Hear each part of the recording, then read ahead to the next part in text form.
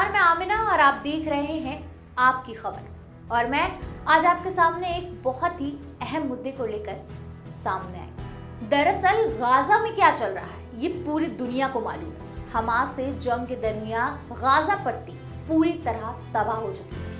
हर तरफ सिर्फ तबाही का मंजर दिख रहा है। यही वजह है कि इजराइल को एक गहरे संकट का सामना करना पड़ रहा है। जी हाँ, इजराइल में मजदूरों की काफी कमी हो गई है।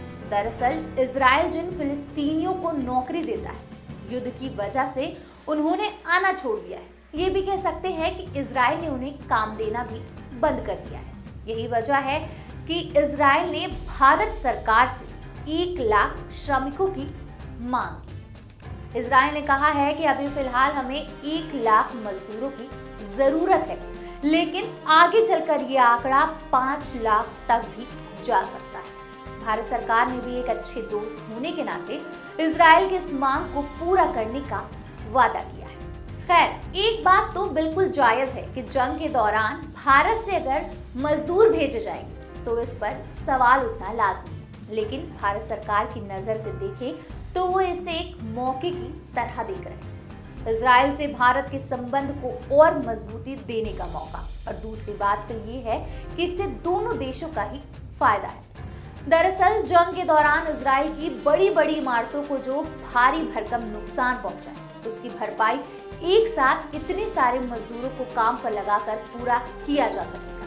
और भारत को ये फायदा होगा कि उनके लोगों को एक मोटी पगार पर काम मिल जाएगा, जो कहीं ना कहीं देश की अर्थव्यवस्था को भी बेहतर करेगा। बहरहाल, अब बात मोटी पगार पर आई है तो इस पर भी चर्चा कर ही लेते हैं। आपको जानकर हैरानी होगी कि इन मजदूरों को जो तनख्वाह मिलेगी वो आपकी सोच से भी ज्यादा होगी। पहली बात तो ये है कि भारत से इजराइल जाने वाले मजदूरों को कॉन्ट्रैक्ट पर भेजा जाएगा। ये कॉन्ट्रैक्ट 1 साल से ज्यादा समय तक का हो सकता है। इजराइल जाने वाले मजदूरों को लगभग $1600 हर महीने मिलेंगे, जो भारतीय रुपए में करीब 1,32,000 होगी। मीडिया रिपोर्ट्स में ये भी बताया जा रहा है कि इन मजदूरों के लिए इजराइल में रहना और खाना बिल्कुल फ्री होगा।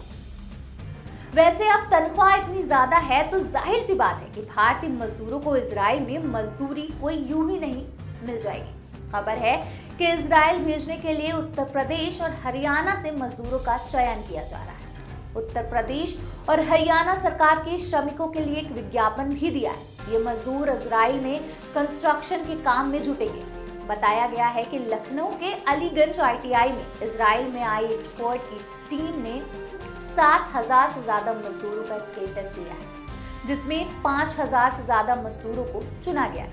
इन मजदूरों से प्लास्टर, टाइल्स फिटिंग, फ्रेमवर्क और वेल्डिंग का काम करवाया जाएगा। आपको पता ही होगा कि भारत के कितने सारे लोग खाड़ी देशों यानी गल्फ कंट्रीज में काम कर रहे हैं। गल्फ कंट्रीज के जो लॉज होते हैं वो बहुत ही कड़े और कठोर होते हैं। कतर में हमारे नेवी पर्सनल को कैसे मौत की सजा तक दे दी गई थी वो भी हम सभी ने देखा। अरब देशों में भी भारतीय बहुत ही खतरनाक स्थिति में रहते हैं। कई जगहों पर तो उनके पासपोर्ट तक जब्त कर लिए जाते हैं, लेकिन फिर भी वे काम करते हैं। क्या करें, मजबूरी है। वहीं अगर बात इजराइल की करें तो वहां पहले से ही भारत के करीब 20,000 लोग अलग अलग सेक्टर्स में काम कर रहे हैं, लेकिन आज तक कोई ऐसी खबर नहीं आई है कि वहां मुश्किल में है वो। लिहाजा एक बात तो तय है कि इजराइल जाने में कोई दिक्कत की बात नहीं लगती। एक और अच्छी बात यह है कि इजराइल सरकार सबसे सुरक्षित जगह होने का दावा करती है। इजराइल काम करने और रहने के लिए सबसे सुरक्षित जगह में से एक है। इजराइल का वर्किंग कंडीशन भी काफी अच्छा है, जिसकी तारीफ पूरी दुनिया करती है। खैर, एक सबसे बड़ा सवाल जो आपके जहन में घूम रहा होगा उस पर भी बात कर लेते हैं। हमें पता है आप सभी ये सोच रहे होंगे कि क्या इजराइल धर्म देखकर नौकरी दे रहा है। तो इसके जवाब में ये कहा जा सकता है कि इसको लेकर अभी तक फिलहाल कोई सटीक जानकारी सामने नहीं आई, क्योंकि कुछ रिपोर्ट्स में बताया जा रहा है कि सिर्फ गैर मुस्लिम ही इजराइल में नौकरी के लिए आवेदन कर सकते हैं। हालांकि कुछ लोगों का कहना है कि इजराइल में मुसलमानों के काम करने की कोई बंदिश नहीं है।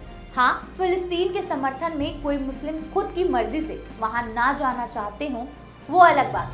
खैर, जब इजराइल जाने वाले मजदूरों की फहरिस्त जारी कर दी जाएगी, उसके बाद ही पता चल पाएगा कि वहां किस धर्म के लोग नौकरी के लिए जा रहे हैं। फिलहाल हमें दीजिए इजाजत, अपनी स्पेशल रिपोर्ट में हम फिर लौटेंगे एक और अहम मुद्दे के साथ। तब तक के लिए आप बने रहिए और देखते रहिए आपकी खबर।